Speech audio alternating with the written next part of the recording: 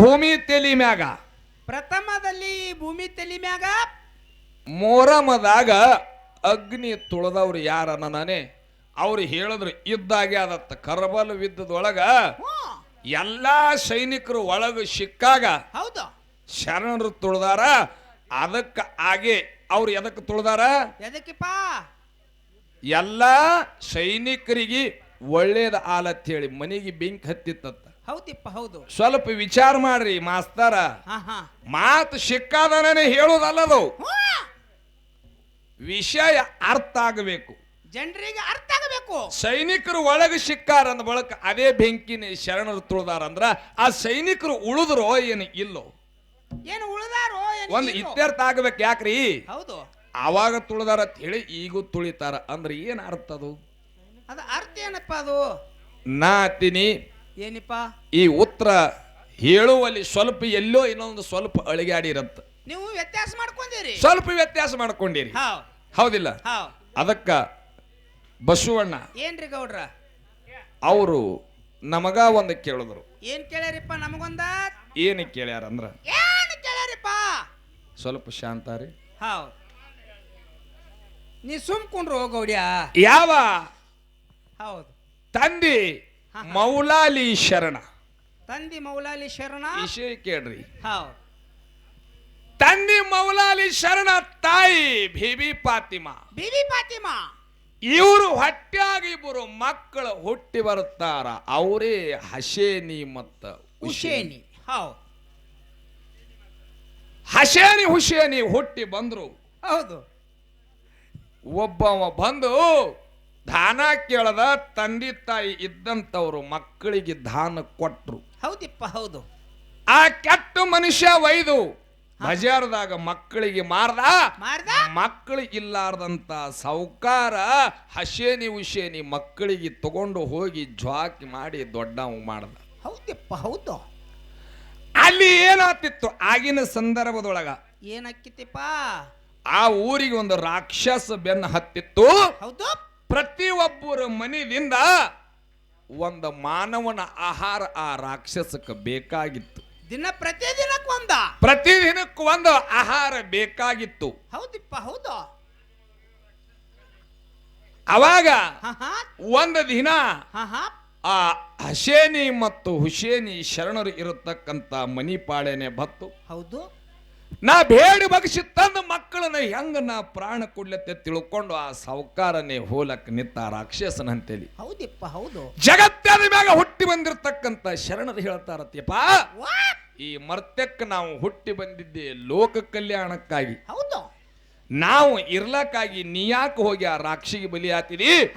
ನೀ ಹೋಗ್ಲಿಕ್ಕೆ ಹೋಗಬೇಡ, ಆ ರಾಕ್ಷಿಗೆ ಸ್ವತಃ ನಾವೇ ಹೋಗಿ ಭೇಟಿ ಆತೀವಿ ಅಂದ್ರು. ಹೌದಿಪ್ಪ ಹೌದು. ನೋಡ್ರಿ, ಸಣ್ಣ ಪ್ರಾಯದ ಮಕ್ಕಳು ಹಸೇನಿ ಸಾಬ ಮತ್ತು ಹುಸೇನಿ ಸಾಹಿಬ ಇಬ್ರು ಶರಣರು ಕೂಡಿ ಏನ್ ಮಾಡ್ತಾರಿಪ್ಪ? ಆ ರಾಕ್ಷಿ ಗುಹೆ ಒಳಗ ಹೋಗ್ತಾರ. ರಾಕ್ಷಿಗೆ ನಿದ್ದೆ ಹತ್ಯಾದ. ಹೌದಿಪ್ಪ ಹೌದು. ಇದಕ್ಕೆ ನಿದ್ದೆ ಹತ್ಯಾದ. ನಿದ್ದೆಯೊಳಗಿಂದ ಎಬ್ಸದ್ರೆ ಪಾಪ ಹತ್ತಾದತ್ತೆ ತಿಳ್ಕೊಂಡು ಹಸೇನಿ ಹುಸೇನಿ ಶರಣರು ರಾಕ್ಷಿಯ ಒಂದು ತೆಲೆದಿಂಬ ಕೂತು.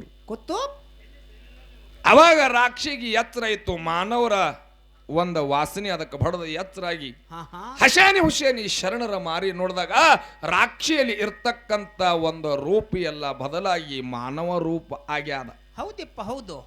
ಯಾಕ್ರಿ? ಮಾನವ ರೂಪ ರಾಕ್ಷಿ ತಾಳ್ಯದ.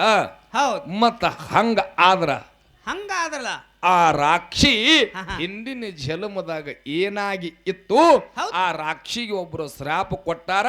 ಆ ಶ್ರಾಪೆ ಮತ್ತೊಬ್ಬರು ಹುಷಾಪ್ ಮಾಡ್ಯಾರ. ಆ ರಾಕ್ಷಿ ಹಿಂದಿನ ಜನ್ಮದಾಗ ಏನಾಗಿ ಇತ್ತು, ಅದರ ಹೆಸರು ಏನು? ಕೇಳ್ಯಾರಿಪ್ಪ ಪ್ರಶ್ನೆ. ಇದು ಪ್ರಶ್ನೆ.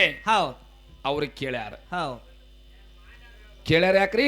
ಕೇಳ್ಯಾರಲ್ರಿ, ಇದೇ ಕೇಳ್ಯಾರ, ಇದನ್ನೇ ಕೇಳ್ಯಾರ. ಹೌದು. ಅದಕ್ಕೆ ನಮ್ಮ ಗುರು ನಮಗ ಬುದ್ಧಿ ಕೊಟ್ಟಟ್ಟು. ಹೆಂಗ್ರಿಪ್ಪ ಅದು? ಅದಕ್ಕೆ ಆತ್ಮೀಯ ಬಂಧುಗಳೇ, ಏನಿಪ್ಪ ಈ ಜಗತ್ತದೊಳಗ ಹೌದ್ರಿಪ್ಪ ನಾವು ಮಾಡಿದ್ದೆ ಕರೆ, ಇದು ನಂದೇ ಕರೆ ಅನ್ನಂಗ ಇಲ್ಲ. ಹೌದಪ್ಪ ಹೌದು. ಪ್ರಪಂಚ ಜಗತ್ತ ಲೋಕ ಬಹಳ ದ್ವಾಡದ. ಲೋಕದಾಗ ಎಲ್ಲಾರು ಶಾಣ್ಯರೇ ಅದಾರ. ಹೌದಪ್ಪ ಹೌದು. ನಮಗ ಎಟ್ಟ ತಿಳಿದಾದ ಅಟ್ಟ ಮಾತಾಡೋದಾದ. ಹೌದಪ್ಪ ಹೌದು. ಒಬ್ಬ ಮನುಷ್ಯ ಇದ್ದ. ಒಬ್ಬ ಮನುಷ್ಯ ಇದ್ದ. ಮರ್ತ್ಯಕ್ಕ ಹುಟ್ಟಿ ಬಂದಿದ್ದ. ಹಾ ಹಾ ಅವನ ಹೆಸರು ಜುಲ್ಕರ್ನಯನ.